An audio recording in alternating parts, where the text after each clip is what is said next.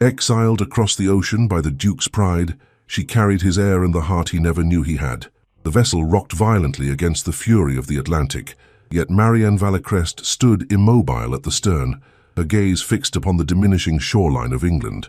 Winter's chill penetrated her woolen cloak, but it paled against the cold that had settled within her chest. 6 months since her banishment from Thalivern Hall, yet the wound remained raw, bleeding anew with each breath of salt air. Behind her, Portsmouth harbour faded into morning mist, taking with it all that remained of her former life. "You shall not return to England whilst I draw breath," the Duke of Ebonshire had proclaimed before the assembly of his household, "nor shall your name cross these thresholds again." A bitter smile crossed her lips as her hand found its way to the slight swell beneath her gown. The secret she carried would never reach his lordship's ears, not through scandal or whispered rumours that travelled like wildfire through London's drawing rooms. The precious burden she bore his child, his heir, would remain hers alone. "Madam, you must retire below," urged the cabin boy, his young face pinched with concern. "The captain fears the tempest worsens." "The tempest began long before this voyage, child," she replied, her voice steady despite the tears threatening to spill. "I shall weather it standing." She clutched the simple ivory ribbon tied about her wrist, the sole token she permitted herself to keep of Rowan Thalivern, a memento from that single unguarded moment when his hand had brushed hers during a waltz, before pride reclaimed his heart and duty silenced his affections. The ship lurched, and Marianne braced herself against the railing. The vastness of the sea mirrored her uncertain future, foreign and treacherous, yet offering the promise of rebirth. In Baltimore, none would know her name or the scandal that had driven her from England's shores. None would whisper of the governess who had dared love a duke. "Farewell, your grace," she whispered to the horizon. "May your title warm your bed in the absence of what you cast away." The last glimpse of England disappeared beneath the grey curtain of rain, taking with it the remnants of Marianne Valacrest's tears. She would not weep again, not for him, not for the life denied her. The child within her womb deserved better than a mother shattered by rejection. From this day forward, she would be forged anew by the very pain meant to destroy her. Across the storm-tossed waters, the Duke of Ebonshire stood before the hearth of his private chambers, his expression as cold as the marble beneath his boots. The crackling flames cast dancing shadows across his face, illuminating eyes the colour of polished amber, eyes that refused to betray the turmoil raging beneath their surface. "Your Grace," announced the butler, his voice carefully neutral, "Lady Marbury awaits your presence in the drawing-room." Rowan Thalivern, 7th Duke of Ebonshire, did not turn from his contemplation of the fire. "Inform her ladyship I am indisposed." "But, sir, she insists the matter concerns Miss Valcrest's departure and—" "Silence!" The words slashed through the air like a blade. The butler retreated a step, bowing deeply. "That name shall not be uttered within these walls. See to it that the staff understands, Hastings." "As you wish, your grace." When the door closed, Rowan unfurled his clenched fist, revealing the ivory dance card crushed within his palm. Her name, written in her own delicate hand, remained visible despite the crumpled paper. Marianne Valacrest, the woman who had dared presume her humble station, might elevate to match his own. "It was mercy," he whispered to the empty room. "Better a clean severance than a lifetime of societal scorn." Yet as he cast the card into the flames, watching as the fire consumed her name, Rowan could not name the hollow ache spreading through his chest. He was Ebonshire, bearer of a title 8 generations strong. What did he know of hearts or their breaking? What need had he of such fragile things when duty and blood demanded his allegiance? The fire devoured the last of the dance card, leaving nothing but ash and memory. Outside, rain lashed against leaded windows, and somewhere on distant waters, a ship carried Marianne toward America's shores. "Duty above all," he murmured, reaching for the brandy decanter, "as it must always be." 3 years passed like shadows across a sundial, marking their progression in the changes wrought upon flesh and spirit, rather than in the measured ticking of clocks. In the attic workroom of Madame Beaumont's millinery in Baltimore, Marianne guided her needle through fine silk, her fingers deft despite the fatigue that shadowed her eyes. The late afternoon sun filtered through dusty windows, gilding the room in amber light that reminded her painfully of a certain nobleman's gaze. "Mamma!" The childish voice drew her from reverie, and she turned to find her son standing in the doorway, a wooden horse clutched in one small hand. Alaric Valcrest possessed his father's eyes, liquid amber flecked with gold, bright with intelligence beyond his 3 years. His dark curls and the gentle curve of his mouth, however, were entirely her own. Each glance at his beloved face brought both joy and anguish, for in him she saw both her greatest treasure and most painful reminder. "My darling," she said, setting aside her work, "has Mrs. Wilkins tired of your horsemanship already?" The boy shook his head solemnly. "The horse needed rest, Mama. Even wooden steeds require their oats." Marianne laughed, the sound brightening the shabby room. "Indeed they do. Come, let me see what progress you've made with your letters." As she guided his small hand across the slate, tracing the alphabet with patient instruction, Marianne allowed herself to imagine for one forbidden moment a different life, one where Alaric learned his letters in a grand library beneath his father's approving gaze. The fantasy dissolved as quickly as it formed. That path had closed the moment Rowan Thallaverne had pronounced her exile. "Mama, why do my eyes shine gold when yours do not?" Alaric asked suddenly, peering up at her with innocent curiosity. The question pierced her heart like a thorn. "Because you were born of sunshine, my love," she replied, the familiar lie bitter upon her tongue. "God gave you special eyes to light your way." The child seemed satisfied, returning to his letters with renewed concentration. Marianne touched the ivory ribbon at her wrist, faded now from constant wear, but still a tether to what once was.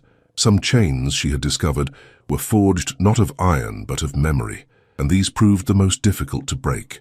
In the lavish drawing-room of Thallaverne Hall, Rowan Thallaverne sat with rigid posture as his solicitor droned through quarterly accounts. Golden afternoon light streamed through tall windows, illuminating motes of dust that danced in the still air. The Duke's attention, however, remained fixed upon the hearth where a small fire crackled despite the mild spring weather. 3 years had passed since he had last uttered her name, yet Marianne's absence haunted every corner of his ancestral home. "Your Grace." The solicitor's voice penetrated his thoughts. "The ledgers await your signature." Rowan nodded curtly, reaching for the quill. As he dipped it in ink, a commotion in the hallway drew his attention. The door burst open, revealing Lady Seraphine Marbury, her face flushed with excitement beneath an elaborate bonnet. "Cousin!" she exclaimed, sweeping into the room without invitation. "You must forgive the intrusion, but I carry news that cannot wait upon propriety." The Duke's expression hardened. "Mr. Whittington and I are engaged in matters of estate, Seraphine. Whatever gossip London has spawned can surely await a more convenient hour." Lady Marbury's thin lips curved into a smile that did not reach her cold eyes. "Not gossip, dear cousin, but tidings from across the Atlantic. Do you recall your former governess, the one who departed under such unfortunate circumstances?" The quill snapped between Rowan's fingers, splattering ink across immaculate accounts. "Mr. Whittington," he said, his voice dangerously quiet. "We shall continue tomorrow." The solicitor bowed hastily and retreated, closing the door with palpable relief. When they were alone, Rowan stood, his tall frame casting a shadow over Lady Marbury. "Speak plainly or not at all, Seraphine. My patience wears thin." "Mrs. Chambers' niece has returned from Baltimore with the most extraordinary tale," she replied, removing her gloves with deliberate slowness. "It seems your Miss Valecrest has established herself as a milliner's assistant. Quite the fall from educating nobility, wouldn't you agree? But the truly fascinating detail, cousin, is the child. Something cold and terrible clutched at Rowan's heart. Child, a boy, nearly 3 years of age, with the most remarkable eyes." Seraphine paused, savouring his rigid countenance. "Eyes, cousin, of unmistakable amber, the precise shade that has marked the Thallaverne line for 8 generations." The room seemed to tilt beneath Rowan's feet. "So you presume much from a coincidence of colouring?" "Do I? Then explain why the boy bears the name Alaric. Your grandfather's name, is it not? Hardly common among the colonial population." She circled him like a predator. One might almost believe the child was born precisely 9 months after Miss Valecrest's hasty departure from our shores. Rowan turned to the window, struggling to master the storm of emotions that threatened to overwhelm his carefully constructed facade. A son? An heir of his blood, raised in obscurity, bearing no knowledge of his birthright? The possibility was both wondrous and horrifying. "You have shared this speculation with others?" he asked, his voice barely audible. "Only with you, cousin. Family loyalty demands such discretion." Her smile belied her words. "Though one wonders how long such a secret can remain buried, the tongue has an insatiable appetite for scandal, particularly when it concerns England's most eligible duke." Rowan faced her, his expression now carved from stone. "Leave me. Of course, I merely thought you should be informed of a potential complication to your lineage. She paused at the door. After all, what is a duke without legitimate succession? When she departed, Rowan collapsed into his chair, the weight of revelation crushing upon his chest. If true, and in his heart he knew it must be, then he had not merely banished a woman who loved him beyond station, he had exiled his own child, his heir, his blood. The magnitude of his ignorance staggered him. He reached into his waistcoat and withdrew a small object that had remained his secret companion for 3 long years, a single pearl button from Marianne's gown, discovered beneath a ballroom chair after her departure. He had kept it as penance, a reminder of duty's victory over desire. Now it mocked him with new significance. A son, he whispered to the empty room. My son. In that moment, something shifted within the Duke of Ebonshire's carefully ordered world. The foundations of pride and duty that had governed his existence began to crack, revealing a truth he had long denied. Beneath his title and lands, he possessed a heart, one that had been silently breaking since the day he had sent Marianne away. The millinery shop stood 3 stories tall on a modest Baltimore street, its windows displaying the latest fashion in ladies' bonnets. Inside, Marianne moved among the customers with practiced grace, a simple dress of navy wool, a stark contrast to the elaborate creations she arranged on velvet stands. Years of careful labor had elevated her from mere seamstress to assistant shopkeeper, a position that afforded Alaric modest comforts she had once taken for granted. The emerald ribbon complements your complexion beautifully, Mrs. Hargrove, she said, adjusting a hat upon a wealthy patron's coiffure. Madame Beaumont has outdone herself with this design. The bell above the door chimed, and Marianne glanced up to see her employer's daughter entering with flushed cheeks and excited eyes. Miss Valcrest, called Josephine Beaumont, waving a letter. You have correspondence from England. The hat box Marianne carried slipped from suddenly nerveless fingers, spilling its delicate contents across the polished floor. England? Who would write after so many years of silence? Her landlady in Portsmouth had forwarded her few possessions months after her arrival in Baltimore, but no letters had crossed the Atlantic, bearing her name since that day. Forgive me, Mrs. Hargrove, she murmured, gathering the fallen hat with trembling hands. A moment of clumsiness. When the customer departed, Marianne retreated to the back room where Josephine waited, the mysterious letter extended like an offering. It arrived with the morning post, the young woman explained. Father says the handwriting appears most refined. Marianne accepted the envelope, her breath catching at the familiar wax seal impressed with the Thaliverne crest. She had seen that insignia countless times upon documents in the Duke's study, where she had once tutored his young cousin in French and deportment. Never had she expected to see it directed to her humble American address. Thank you, Josephine, she said quietly. Would you mind watching Alaric a moment? He is with your mother in the workroom. Alone, Marianne sank onto a stool, the letter heavy in her hands. 3 years of silence, 3 years of building a life from the ashes of aristocratic rejection, and now this intrusion from the past. Her fingers trembled as she broke the seal and unfolded the crisp paper within. The sight of his handwriting, elegant and controlled, brought an unwelcome surge of memory. Rowan bent over estate ledgers, his profile illuminated by candlelight. Rowan's rare smile when she had corrected his Latin translation. Rowan's face transformed by passion in those stolen moments, before duty had reasserted its claim. Miss Valcrest, it has come to my attention that circumstances of our parting may have left certain matters unresolved. Business brings me to American shores in the coming month, and I shall call upon you at the direction noted on this correspondence. There are questions that require answers. Prepare yourself accordingly. Ebonshire. No salutation, no explanation, beyond the cryptic reference to unresolved matters. Yet even in those cold lines, Marianne sensed the tremor of uncertainty beneath his customary arrogance. Questions that required answers. Could he have discovered Alaric's existence? The thought sent panic coursing through her veins. Mama! Alaric's voice preceded him as he bounded into the room, his small face alight with excitement. Miss Josephine says we may visit the harbour this Sunday.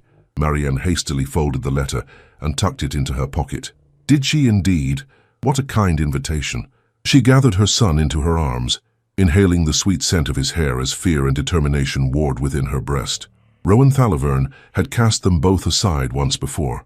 She would die before allowing him to disrupt the life she had built, or claim the child he had unknowingly rejected. May we see the big ships, Mama? Alaric asked, his amber eyes, so like his father's, wide with anticipation. Yes, my darling, she replied, forcing brightness into her voice. We shall see all the ships you wish." And silently she added, "And pray that one of them carries your father back to England before he can destroy what remains of our peace." The harbour bristled with masts and smokestacks, a forest of wood and iron stretching toward the autumn sky. Marianne kept a firm grip on Alaric's hand as they navigated the bustling docks, the boy's excitement evident in his bouncing steps and stream of questions about each vessel they passed. She had delayed this promised excursion for 3 weeks, hoping each day would bring news that the Duke of Ebonshire had abandoned his American journey. No such reprieve had arrived. "Look, Mama, that ship flies England's colours." Alaric pointed toward a sleek merchant vessel where sailors scurried like ants across the rigging. "Indeed it does," she replied, struggling to keep her voice light. "Many ships come from England to trade goods." "Like the tea we drink at breakfast." "Precisely so, clever boy." They continued their promenade along the waterfront, pausing to watch stevedores unload crates of exotic spices and bolts of fine cloth. The November air carried a biting chill, and Marianne wrapped her woolen shawl more tightly around her shoulders, grateful for Alaric's warm coat, a recent extravagance purchased with her carefully saved earnings. "Miss Valcrest." The deep voice behind her froze Marianne mid-step. 3 years had passed, yet she would have recognized its timbre anywhere, in crowded ballrooms or empty corridors, in dreams that still plagued her slumber, despite her best efforts to banish them. Slowly, she turned, her fingers tightening instinctively around Alaric's small hand. Rowan Thalaverne stood before her, taller than memory had preserved him, his broad shoulders encased in a greatcoat of finest wool. The sea voyage had not diminished his aristocratic bearing. If anything, it had honed it to a sharper edge. His amber eyes, the precise shade of her son's, moved from her face to the child at her side, widening almost imperceptibly. "Your Grace," she acknowledged, her courtesy a hollow echo of their former stations. What an unexpected encounter! His gaze remained fixed upon Alaric, who regarded the stranger with uncharacteristic solemnity. "I informed you of my arrival in my correspondence. Did you not receive it?" "I did. I had hoped it was merely an idle threat." Something flickered across his features, pain perhaps, or anger swiftly mastered. "I see the years have not softened your perception of me." "Why should they?" "Time changes circumstances, Your Grace, not truth." Alaric tugged at her skirt. "Mama, who is this gentleman?" Marianne felt Rowan's sharp intake of breath at the word Mama, saw the colour drain from his face as the confirmation of his suspicions took solid form before him. The moment she had dreaded for 3 years had arrived on a windswept Baltimore dock, with no preparation or defence beyond the fierce love that had sustained her through exile. "An acquaintance from England, my darling," she replied, her voice steadier than she felt. "His Grace the Duke of Ebonshire." Alaric executed a perfect bow, exactly as she had taught him during their lessons in deportment, lessons she had included despite their humble circumstances, for she had been determined her son would possess every advantage of education, if not of birth. "I am honoured to make your acquaintance, Your Grace," the boy said, his childish voice nevertheless carrying perfect diction. Rowan appeared momentarily speechless, his composure shaken by this miniature embodiment of aristocratic manners wrapped in a child's innocent charm. When he spoke, his voice had lost its customary authority. "The honour is mine." He hesitated, clearly seeking the child's name. "Alaric," Marianne supplied, lifting her chin. "Alaric Valcrest." Recognition flashed in Rowan's eyes, recognition of his grandfather's name, bestowed upon a son he had never known existed. For a moment, the mighty Duke of Ebonshire seemed utterly lost, adrift in a sea of consequences he had never anticipated when he had banished a governess for the crime of loving above her station. "We must be going," Marianne said into the charged silence. "Good day, Your Grace." "Wait." The word escaped him with uncharacteristic urgency. "I would speak with you, privately. Name a time and place." She hesitated, torn between the desire to flee and the knowledge that postponement would only prolong her torment. "Tomorrow, the millinery shop on Charles Street. Ask for Miss Valcrest." He nodded once, his gaze still fixed upon Alaric with hungry intensity.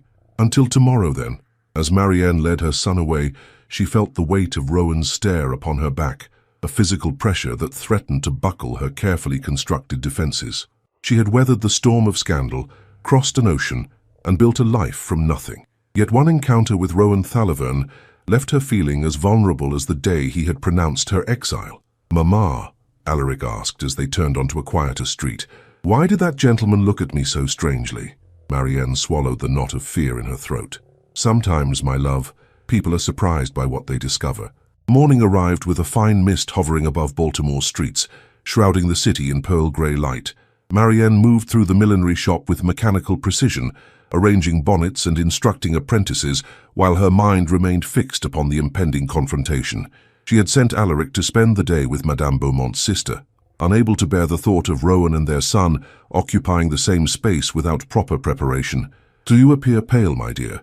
observed Madame Beaumont, her French accent still pronounced despite decades in America. "Perhaps you should rest a while." Marianne forced a smile. "I am quite well, thank you, merely distracted by personal matters." These personal matters, they would not involve the distinguished English gentleman who inquired after your address yesterday. The older woman's eyes twinkled with knowing curiosity. Such fine bearing, such elegant attire, most unusual among our clientele. Before Marianne could formulate a response, the shop bell chimed. She turned to find Rowan standing in the doorway, his tall frame seeming to diminish the modest establishment by comparison. He had exchanged yesterday's traveling clothes for a perfectly tailored morning coat and waistcoat of charcoal grey. The silver chain of his pocket watch glinted against the dark fabric, a subtle reminder of the wealth and privilege that separated their worlds. "Your Grace," Madame Beaumont exclaimed, dropping into a curtsy that betrayed her European upbringing, "what an honor to welcome you to our humble establishment." "The honor is mine, Madame," Rowan replied with practiced courtesy. "Might I have a word with Miss Valecrest on a matter of personal business?" The shopkeeper's expression brightened with undisguised interest. "But of course, you may use the fitting room for privacy. Josephine, attend the counter while Miss Valecrest speaks with His Grace." Marianne led Rowan to the small chamber at the rear of the shop, a space barely large enough to accommodate his imposing presence. When the door closed behind them, she remained standing, unwilling to cede any advantage by taking the single chair. "I see your position has improved since our last meeting," Rowan observed, his gaze traveling over her simple but well-made gown of blue wool. "I have built what I could from what remained after your judgment," she replied, her voice carefully controlled. "State your purpose, Your Grace. I have duties to attend." His jaw tightened at her cool dismissal. "Very well.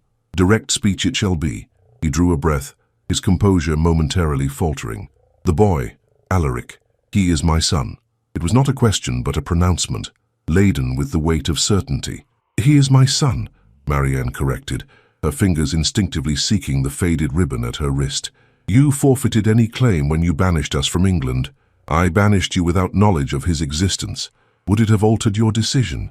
She searched his face for some flicker of regret, some indication that the man she had once loved still existed beneath the aristocratic mask. "Would the great Duke of Ebonshire have acknowledged a child born to a mere governess?" Rowan's amber eyes darkened. "You denied me the opportunity to make that choice, as you denied me any choice but exile." The words burst from her with unexpected vehemence. "You cast me aside like a garment that had served its purpose. What maternal instinct would not protect a child from such cold dismissal?" He took a step toward her, close enough that she could detect the familiar scent of sandalwood and leather that had once intoxicated her senses. "I have crossed an ocean to find him, Marianne, to find you both. Does that suggest indifference to you?" "It suggests the entitled persistence of a man accustomed to possessing whatever he desires," she countered, refusing to yield ground despite the rapid beating of her heart. "Alaric knows nothing of you, nor of his heritage. He is happy, well-educated, and loved beyond measure. What could you possibly offer that would justify disrupting his world?" "His birthright," Rowan answered simply. "His name, his future as heir to Ebonshire." Marianne laughed, a sharp sound devoid of humor. "His name is Valecrest, and his future is whatever he chooses to build, not a burden of duty and coldness imposed by accident of birth." A muscle worked in Rowan's jaw as he struggled to maintain his composure. "I wish to know my son, Marianne. I wish him to know me, not as the villain of your doubtless bitter recollections, but as the father who—" He faltered, something vulnerable flickering across his features. The father who would have welcomed him had he known. The sincerity in his voice shook her more deeply than his anger could have. This was unfamiliar territory. A Rowan Thalaverne, who spoke of wishes rather than commands, who revealed uncertainty rather than unyielding pride. "You abandoned me without a backward glance," she said softly. "How can I entrust my child to a heart so easily governed by duty at the expense of feeling?" "Not easily governed," he corrected, his voice equally soft. painfully mastered through years of expectation and training. You think I felt nothing when you departed, that I have known peace in the years since. Before she could respond, the door opened, revealing Madame Beaumont's apologetic face. Forgive the interruption, but Mrs. Hamilton has arrived for her fitting, and she will accept no substitute for your skilled hand, Miss Valecrest. Marianne nodded, grateful for the reprieve. I must attend to my work, Your Grace. Rowan straightened, the brief glimpse of vulnerability submerged beneath his customary reserve. We shall continue this discussion. Tomorrow, perhaps you might permit me to call upon you and Alaric at your residence. I have no wish to interfere with your livelihood. She hesitated, torn between protectiveness and the growing certainty that this confrontation could not be indefinitely delayed. 4 o'clock. We take tea then. I shall provide the address. Until tomorrow then. He bowed, the gesture formal yet somehow conveying more than words could express. As he departed, Marianne noticed how the shop's female patrons followed his progress with admiring glances and whispered comments. He remained, as he had always been, a man whose mere presence altered the atmosphere of a room. Once she had been foolish enough to believe herself immune to such effects. The trembling of her hands as she prepared for Mrs. Hamilton's fitting suggested that some follies persisted, despite the passage of years and oceans. The modest two-room apartment above a bookseller's shop had never seemed so inadequate as it did when Marianne surveyed it, through imagined aristocratic eyes. She had taken pains with its appearance, fresh flowers in a chipped vase, the worn furniture polished to a soft gleam, a small fire burning in the grate to dispel November's chill.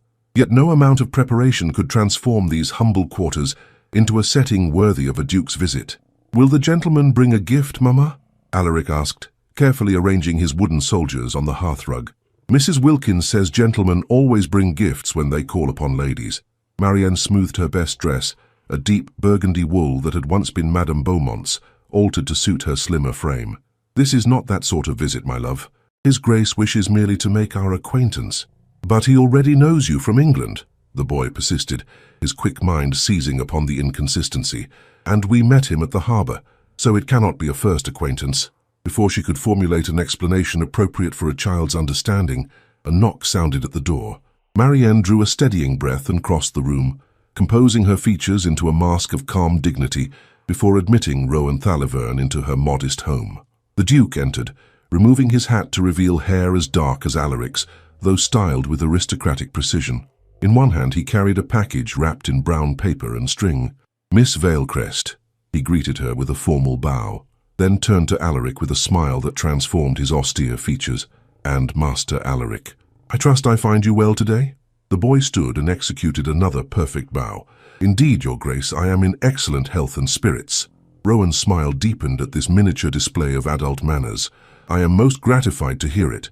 He extended the package toward Alaric. "I noticed your interest in vessels during our meeting at the harbour. Perhaps this might appeal to your nautical inclinations." Marianne watched with a mixture of apprehension and resignation as her son accepted the gift with proper thanks, his small fingers working eagerly at the string. When the paper fell away, it revealed an exquisitely crafted model ship, complete with tiny cloth sails and miniature brass fittings.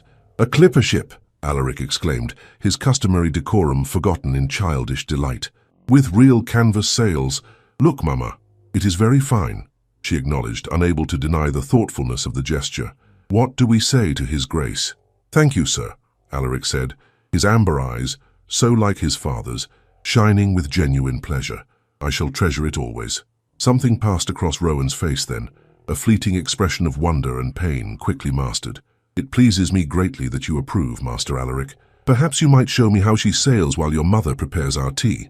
Marianne recognized the ploy for what it was, an attempt to establish rapport with Alaric away from her mediating presence, yet found herself unable to object without appearing churlish. With a nod of acquiescence, she retreated to the small kitchen area to arrange the modest tea service she had borrowed from her landlady for the occasion. From this vantage, she could observe without being obvious in her scrutiny. Rowan had knelt beside Alaric on the hearthrug, his fine coat discarded, explaining the function of each sail and line with surprising knowledge. The boy listened with rapt attention, occasionally interrupting with questions that Rowan answered with patient detail. Never in all her imaginings of this meeting had Marianne envisioned the Duke of Ebonshire on his knees beside a coal grate, demonstrating the proper handling of a toy ship to a child who represented his greatest social transgression. The scene before her defied all expectations, revealing a man far removed from the cold aristocrat who had pronounced her exile 3 years earlier. "Your tea, Your Grace," she announced, setting the tray upon the small table. "I fear it is not what you are accustomed to, but it is the best Ceylon from the harbour shops." Rowan rose with fluid grace despite his tall frame, assisting Alaric in placing the model ship safely upon the mantelpiece before joining her. "I have developed a fondness for American simplicity during my brief sojourn," he replied. "Some conventions of English society seem increasingly burdensome with distance." She poured the tea into her 3 best cups, mismatched china salvaged from various sources, none bearing the fine gilt edges or delicate patterns that would have graced Ebonshire's table. "How long do you remain in Baltimore?" she inquired, striving for a neutral topic. "That depends," he answered, his gaze steady upon her face, "upon the outcome of certain discussions." Alaric, having secured a small spice cake from the tea tray, looked between the adults with curious eyes. "Do you have a ship of your own, Your Grace? A real one, I mean, not a toy." Rowan smiled again, the expression transforming his severe features into something almost boyish. "Not precisely my own, Master Alaric, but I did secure passage on a fine vessel called the Meridian. Perhaps if your mother permits, you might accompany me to view her tomorrow. I believe the captain would welcome such an enthusiastic visitor." Marianne stiffened at this transparent attempt to secure further contact, but Alaric's face had already illuminated with excitement. "Oh, might I, Mama? Might I see a real ship with His Grace?" "I shall accompany you, of course," Rowan added, addressing her unspoken concern, "and return him promptly afterward. You have my word as Ebonshire." She hesitated, torn between maternal protectiveness and the undeniable pleasure the excursion would bring her son. "Very well," she conceded finally, "but I shall accompany you both." "Splendid," Rowan declared, setting aside his teacup. "Then it is settled. Shall we convene at the harbour at 11 tomorrow morning? The tide will be favourable for viewing the full magnificence of the Meridian." Alaric clapped his hands in delight, then remembered his manners and composed his features into a more dignified expression. "I shall be punctual and properly attired, sir." Rowan's expression softened as he regarded the boy, a perfect blend of Marianne's delicate features and his own colouring. "I have no doubt of that, Master Alaric. You are clearly a young gentleman of exceptional quality." As Marianne observed this exchange, a troubling realization took root within her heart. Rowan Thalaverne had not crossed an ocean merely to satisfy curiosity about an illegitimate offspring.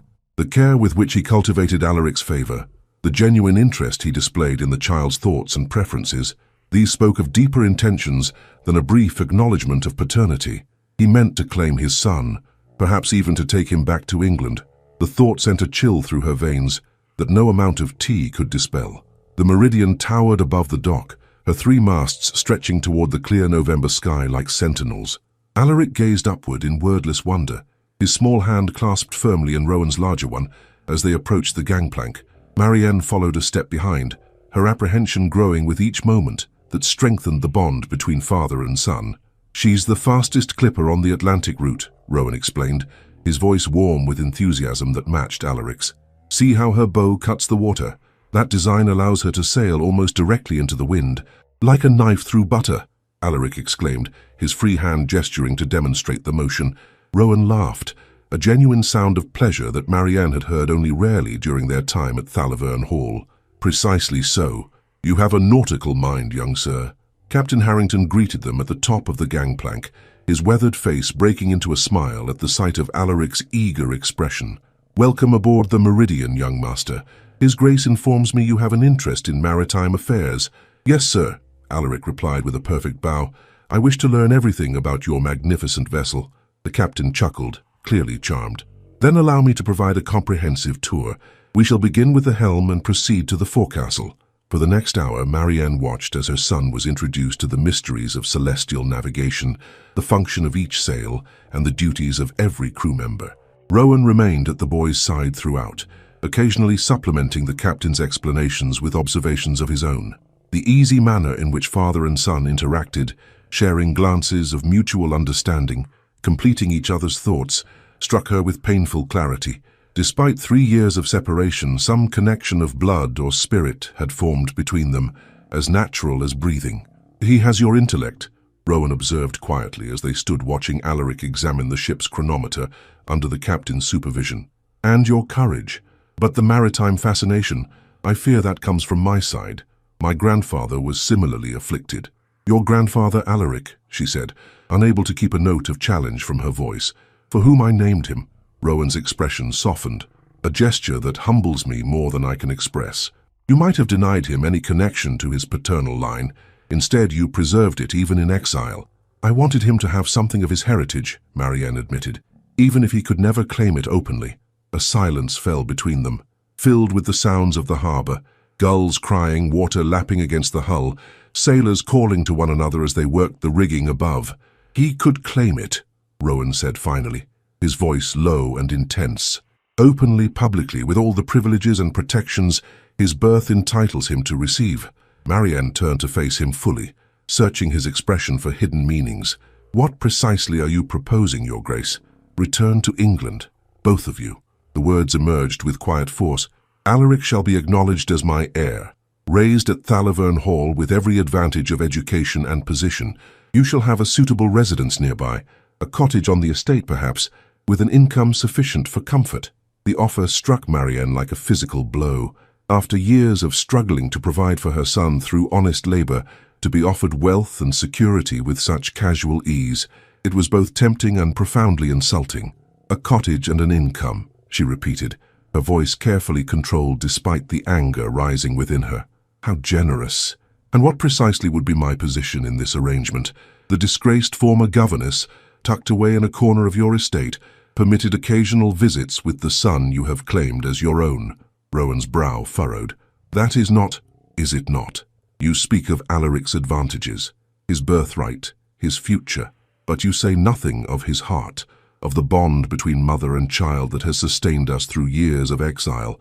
Do you imagine he would happily exchange my constant presence for occasional visits arranged at your convenience? I had not considered—" "No," she interrupted, her composure finally fracturing. "You had not considered. Just as you failed to consider what your rejection would mean to a woman who loved you beyond reason or station, your world remains one of property and titles, of bloodlines and inheritance. Mine is built upon something far more fragile yet infinitely stronger, love freely given and received." Alaric's delighted laughter floated across the deck as the captain allowed him to grip the great wheel momentarily. The sound pierced Marianne's heart with its innocence, its trust in a world that had not yet revealed its capacity for cruelty. "I will not separate him from you," Rowan said after a long moment, his voice softer than she had ever heard it. "That was never my intention, but I cannot abandon him a second time, Marianne. Knowing of his existence has altered everything." She turned away, unable to bear the sincerity in his amber gaze, the same eyes that had once hardened with pride as he pronounced her unworthy. "You speak as though your discovery grants you immediate rights. 3 years, Rowan. 3 years I have raised him alone, loved him, taught him, protected him from a world that would judge him harshly for the circumstances of his birth. What gives you the right to appear now and claim what you once discarded?" "Not what," he corrected quietly. "Who, and I did not discard him. I never knew of him. A convenient absolution, an agonizing truth." He stepped closer, close enough that she could detect the familiar scent that still haunted her dreams. "I have committed many sins, Marianne, but willful abandonment of my child is not among them. Had I known—" "You would have what?" she challenged. "Acknowledged a bastard born to a governess, risked scandal and censure from your precious society, defied Lady Seraphine and all the voices that whispered I was beneath your touch, much less your protection?"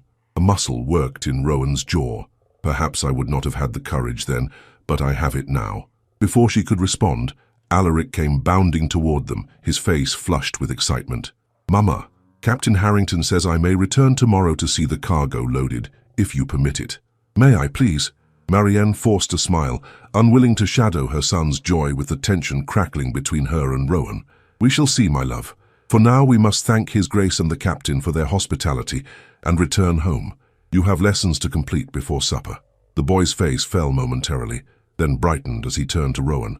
"Will you accompany us home, Your Grace? I should like to show you my book of sea creatures. It has the most marvelous illustrations of whales." Rowan glanced at Marianne, seeking permission in a gesture that would have been unthinkable from the imperious duke she had known in England. When she gave a slight nod, his expression softened with gratitude, "It would be my great pleasure, Master Alaric," he replied, offering his hand to the child. "I have a particular interest in the sperm whale myself, having once observed one from the deck of a ship not unlike this one." As they descended the gangplank, Alaric between them, Marianne was struck by the tableau they presented, a family group to any observer's eye, united by blood and affection, despite the chasm of circumstance that had separated them for so long. The thought brought both warmth and caution to her heart, for in that moment of apparent harmony lurked a question she dared not voice. What price would Rowan Thalavern ultimately demand for this newfound paternal devotion? Days passed with the rhythm of tide and shore, each one bringing Rowan deeper into the small world Marianne had built for Alaric. The Duke arrived each afternoon bearing modest gifts: a book of sailing ships, a wooden puzzle box, a pair of brass navigation calipers, suitable for small hands. He listened with genuine interest as Alaric described his lessons and dreams, offering guidance that never veered into condescension. Most surprising to Marianne was Rowan's willingness to adapt to their humble circumstances, sitting contentedly on worn furniture, drinking tea from mismatched cups, assisting Alaric with tasks that would have been relegated to servants at Thalavern Hall. "He understands the constellations better than students twice his age," Rowan observed one evening as they watched Alaric plotting star charts by lamplight. "His mind is extraordinary." "He has always possessed an uncommon curiosity," Marianne replied, her voice softened by maternal pride. "Even as an infant he seemed to study the world rather than merely observe it." Rowan's expression grew contemplative. "I missed those early moments. His first words, his first steps." "His first word was book," she said, offering the memory as an unexpected peace offering. "Not mama or milk, but book. He pointed to my Bible and declared it with such authority that Madame Beaumont laughed for days afterward." A smile transformed Rowan's austere features. "At his age I was apparently most concerned with horses. My father claimed I could name every breed in the royal stables before I could properly pronounce my own title." These moments of shared confidences had become more frequent, building a fragile bridge across the chasm of their past. Yet Marianne remained wary, conscious that Rowan had not abandoned his desire to bring Alaric, and by extension herself, back to England. "The Meridian departs in 3 days," he said after Alaric had been tucked into bed, his voice carefully neutral. "I had hoped by now to have reached some agreement regarding our son's future." Marianne stiffened at the word "our," though she could not deny its truth. "What agreement could satisfy us both? You wish him acknowledged as your heir, raised in privilege in preparation for a title he may one day inherit. I wish him free of the constraints that come with such position, free to choose his own path without the weight of centuries pressing upon his shoulders." "Is that truly your objection? That aristocratic duty would somehow diminish him?" Rowan leaned forward, his gaze intense in the lamplight. "Or is it that you fear returning to England would mean returning to the pain of our parting?" The directness of his question startled her. In their previous encounters, both at Thalavern Hall and since his arrival in Baltimore, they had circled carefully around the personal nature of their former connection, speaking instead of Alaric's welfare and future prospects. "Both," she admitted finally, her fingers finding the faded ribbon at her wrist. "I have no wish to witness your eventual marriage to some suitable lady of quality, to see Alaric relegated to the position of acknowledged but ultimately secondary heir once legitimate sons arrive." Rowan's expression darkened. "You think me capable of such coldness toward my own child? I think society capable of demanding it, and you have always been a servant to duty above all else." He rose suddenly, pacing the small confines of the apartment with restless energy. "I speak of the man I was, not the man who stands before you now. 3 years of emptiness have taught me the cost of pride, Marianne. 3 years of walking the halls of Thalavern alone, of enduring meaningless social obligations, of evaluating potential brides based on dowry and connections rather than—" He stopped, turning to face her with raw vulnerability. "Rather than the capacity to make my heart beat faster with a single glance." Marianne felt heat rise to her cheeks, memories of stolen moments in the library and garden flooding back with painful clarity. "Pretty words, Rowan, but words change nothing of our circumstances. You remain Ebonshire, bound by the expectations of your title and position. I remain a woman who has learned to survive without the protection of either." "And if I were to offer more than protection?" he asked, his voice dropping to a register that once had weakened her resolve in shadowed alcoves. "If I were to offer legitimacy not only to Alaric, but to our connection as well, She stared at him, scarcely daring to interpret his meaning. "Speak plainly, Your Grace. I have no patience for aristocratic riddles. Marry me." The words emerged without preamble or qualification. "Return to England as my wife, not my ward or dependent. Let Alaric take his rightful place as legitimate heir to Ebonshire. Born of a union society, cannot question or condemn." Marianne felt as though the floor had shifted beneath her feet. "You cannot be serious." "I have never been more serious in my life." Rowan crossed the room and knelt before her chair, taking her hands in his, a gesture that would have been unthinkable from the proud Duke, who had once dismissed her affections as inappropriate to her station. "I lost you once through pride and adherence to empty social conventions. I will not lose you again, nor will I be separated from the son we created." Her heart raced painfully against her ribs. The scandal would be immense. Lady Seraphine and her circle would never accept such a match. "Let them object. I am Ebonshire. My choice of bride is mine to make. You once thought differently. I once was a fool." His hands tightened around hers. "Say you will consider it at least, for Alaric's sake, if not for the memory of what once existed between us." Before she could respond, a cough sounded from the small adjoining room where Alaric slept. Both turned at the sound, then exchanged a glance of parental concern. "He seemed warm at bedtime," Marianne said, rising to check on her son. "Perhaps it is merely a winter chill." But the sight that greeted her sent fear coursing through her veins. Alaric lay tangled in his sheets, his small face flushed with fever, his breathing labored with each ragged cough. When she touched his forehead, the heat radiating from his skin confirmed her worst fears. "Rowan," she called, maternal instinct overriding any pretense of formality. "Fetch water and clean cloths. Quickly." He appeared in the doorway, his expression changing from confusion to alarm as he took in the child's condition. Without question or hesitation, he moved to obey, returning moments later with the requested items. "We must reduce his fever," Marianne explained, wringing out a cloth in cool water and placing it on Alaric's forehead. "And ease his breathing. There is willow bark in the kitchen cabinet. It makes a tea that helps with fever." Rowan nodded, moving with efficiency that belied his aristocratic upbringing. As he prepared the medicinal tea, Marianne whispered soothing words to Alaric, whose eyes flickered open with confused recognition. "Mama," he murmured, his voice scratchy and weak. "My chest hurts." "I know, my darling. We are going to make it better." She glanced up as Rowan returned with the steaming cup. "His Grace is here to help us." Alaric turned his head slightly, offering a wan smile.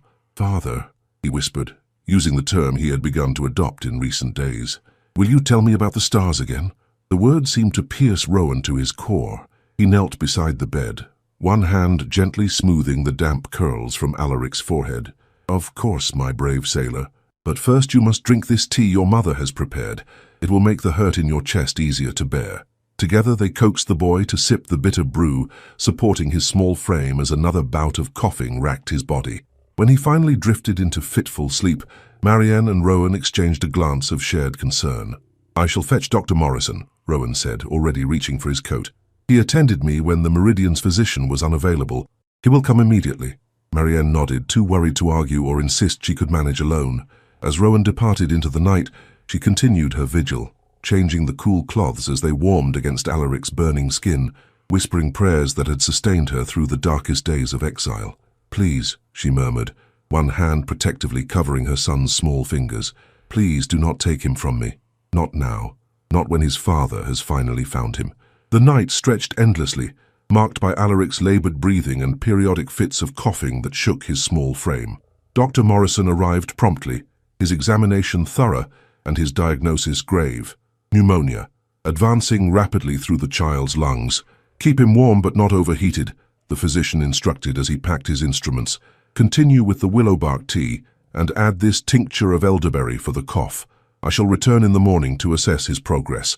Rowan followed the doctor to the door, their voices lowered in consultation that Marianne could not hear from her position at Alaric's bedside. When he returned, his expression was somber, yet determined. "Dr. Morrison believes the crisis will peak within the next day," he said, removing his coat and rolling up his fine linen shirt sleeves. "Until then, we must maintain constant care." "We?" Marianne questioned, too exhausted for pretense. "Surely His Grace has more pressing engagements than tending a sick child." Rowan's amber eyes, so like Alaric's, flashed with sudden emotion. "There exists nothing on this earth more pressing than our son's recovery," he stated with quiet intensity. "I have missed 3 years of his life through ignorance.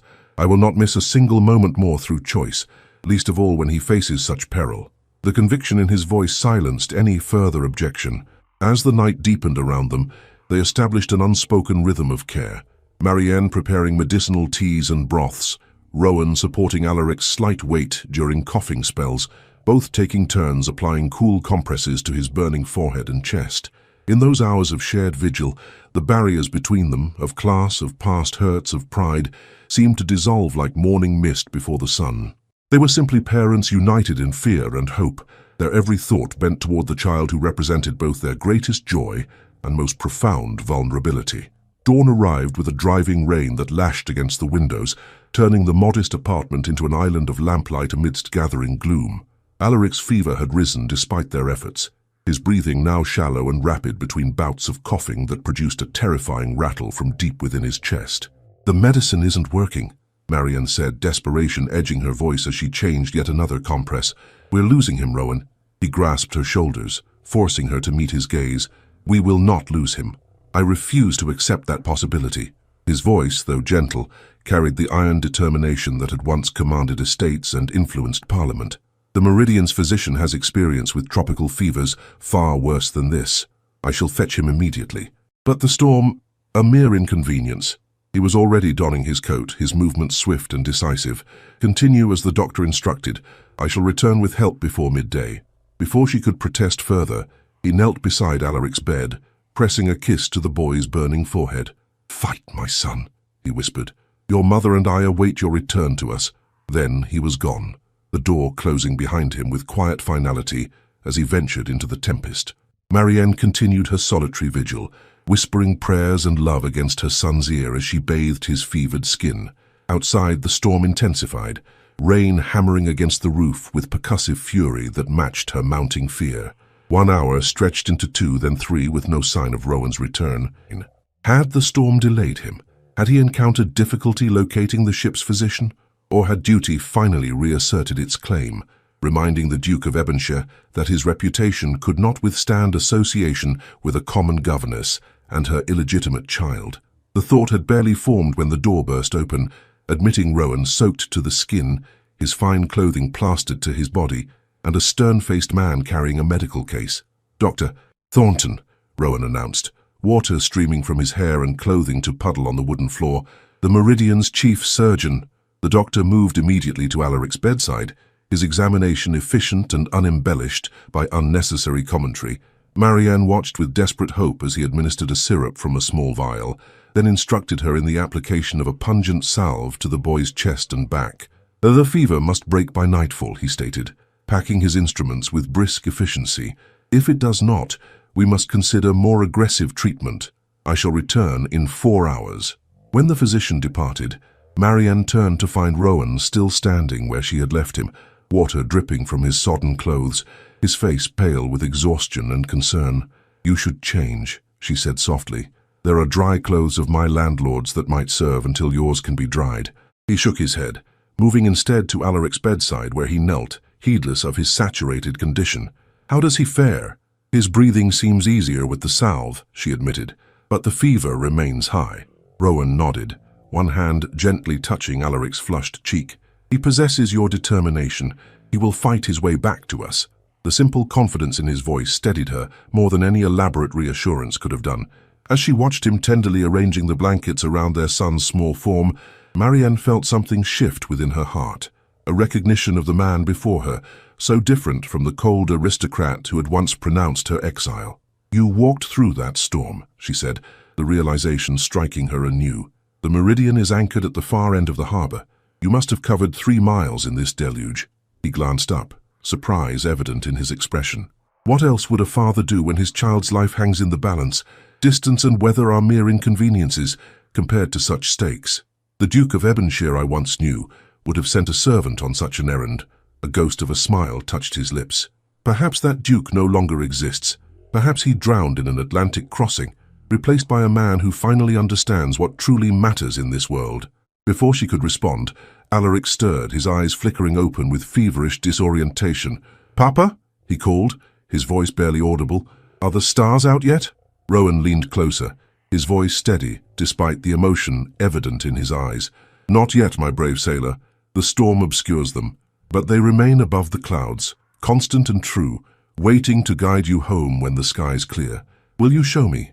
When I'm better, I shall show you every constellation in the heavens," Rowan promised, "on the deck of the Meridian, with the open sea before us, and the entire sky as our map."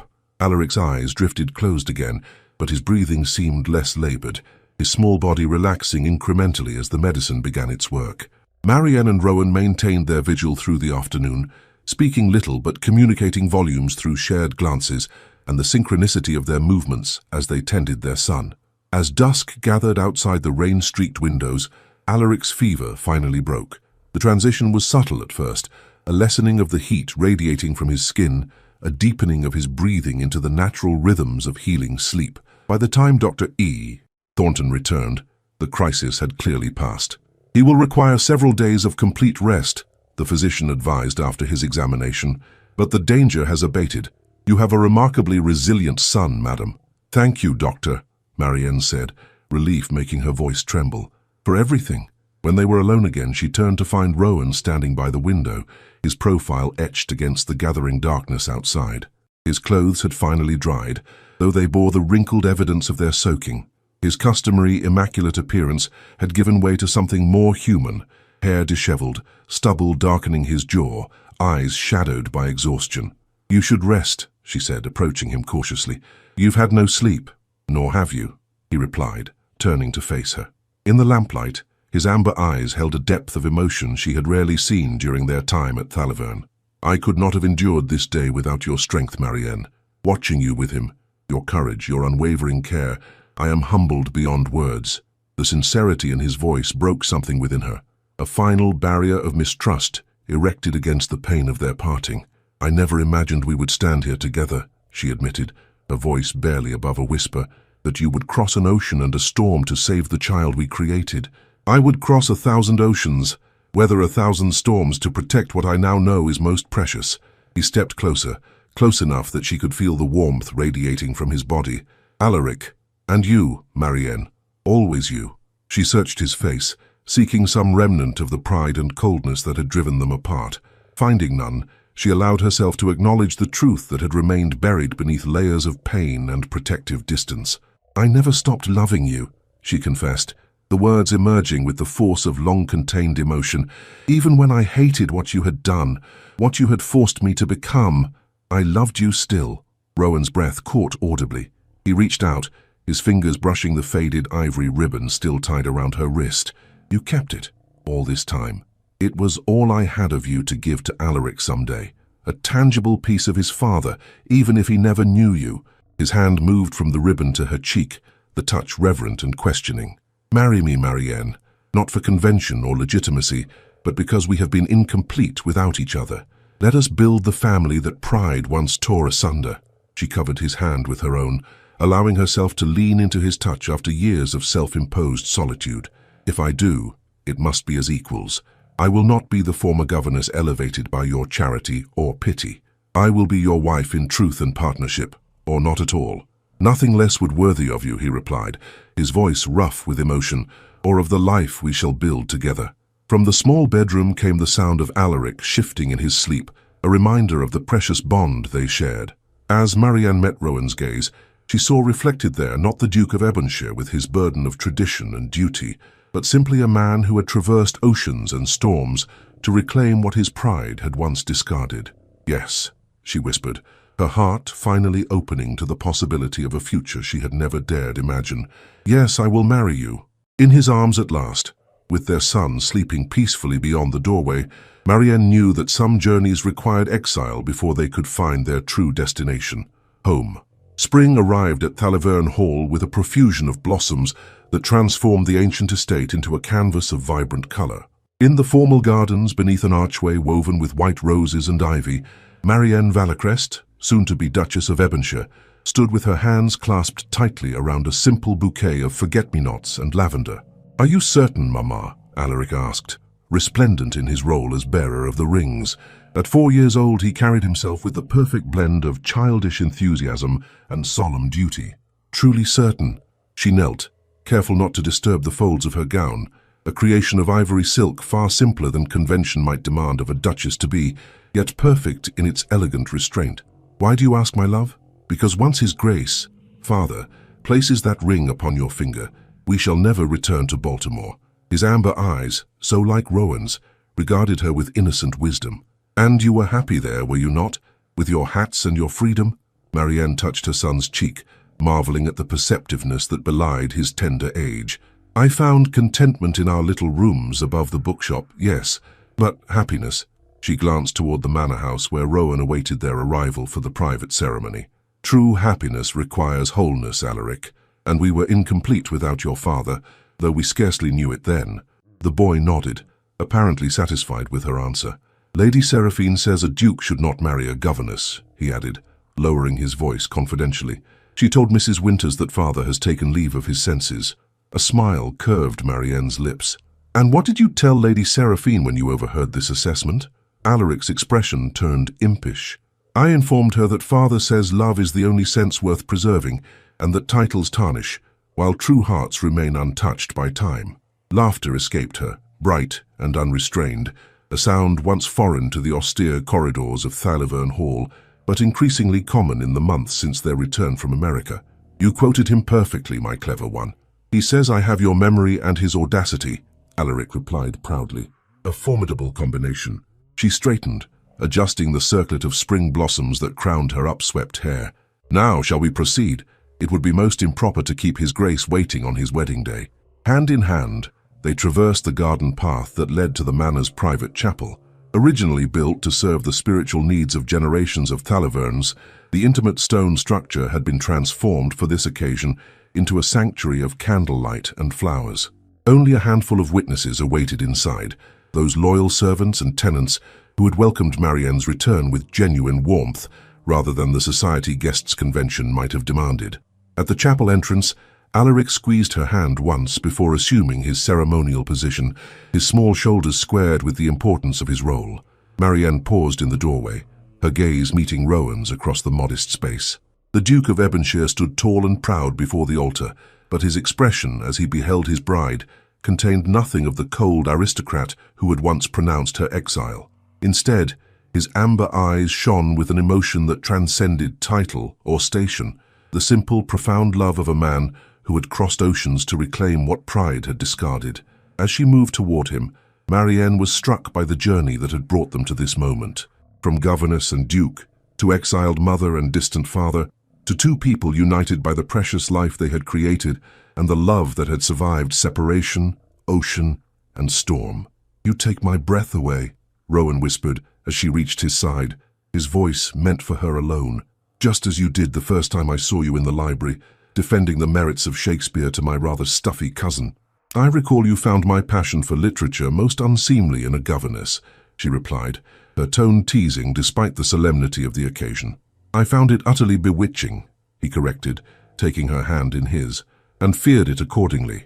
A duke who loses his heart to a governess must either abandon convention or deny his own happiness. I chose wrongly once before. I shall not make that mistake again." The ceremony itself was brief yet profound, their vows exchanged with clear voices that carried the weight of their shared history.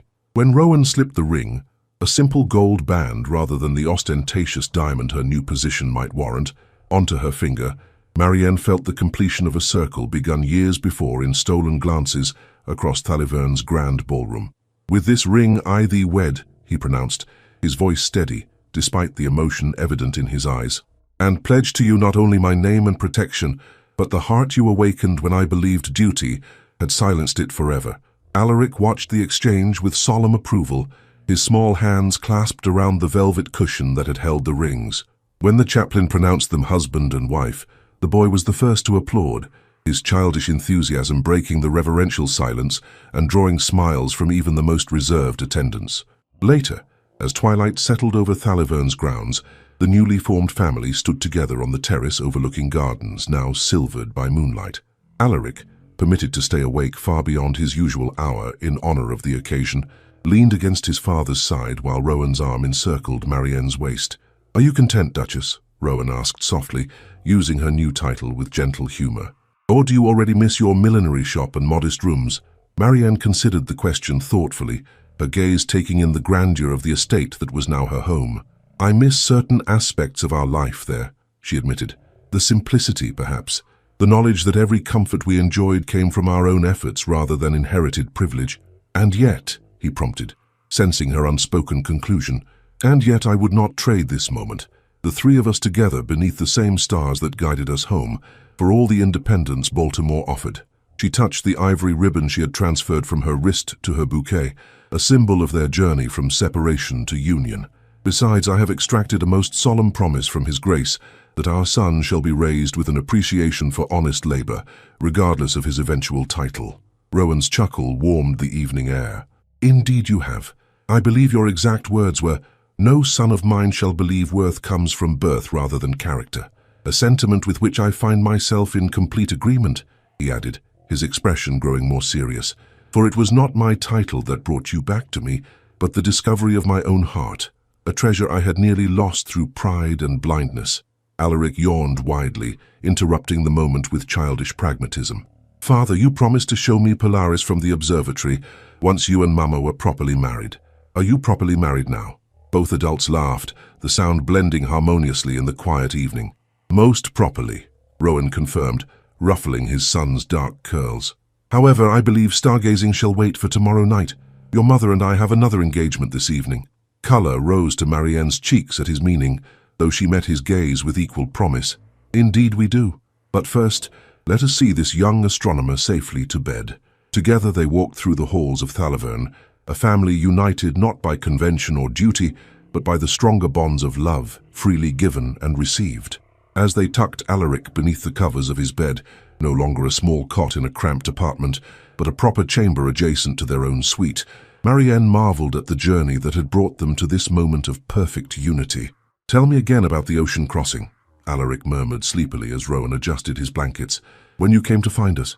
"That tale requires a voice far more poetic than mine," Rowan replied, glancing at Marianne with a smile, "for it is truly your mother's story to tell."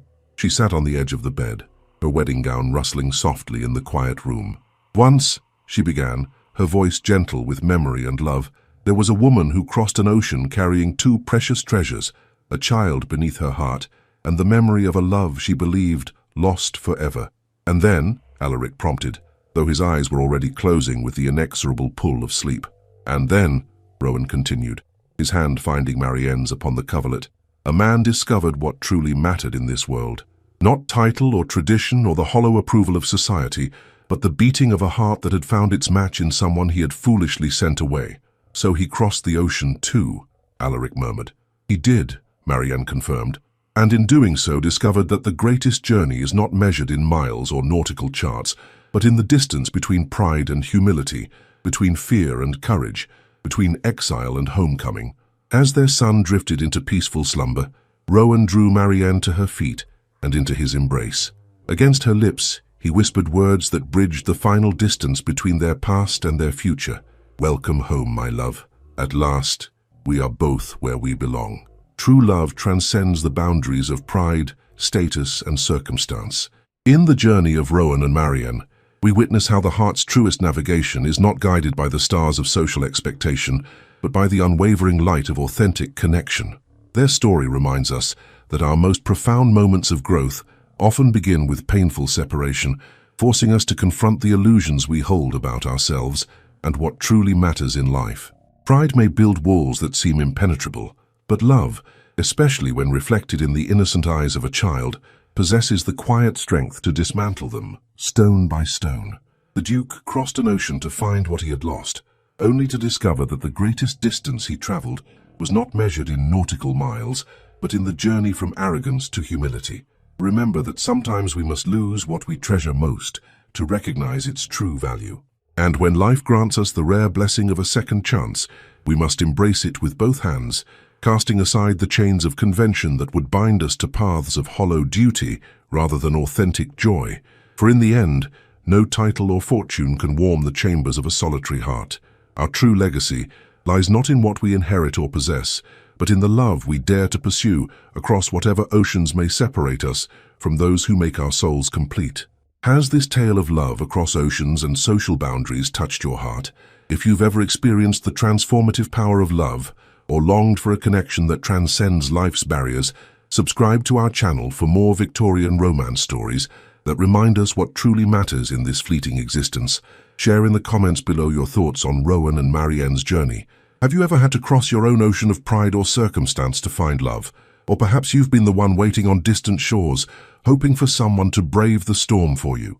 Your stories matter to us, and each new subscription helps us continue bringing these timeless tales of redemption, courage, and love to life. Press the bell notification so you never miss our weekly uploads of passionate Victorian romances. With heartfelt gratitude from all of us at Victorian Romance Audio Stories, we thank you for joining us on this emotional journey. Until our paths cross again in another tale of hearts united against all odds, remember that true love is always worth the voyage.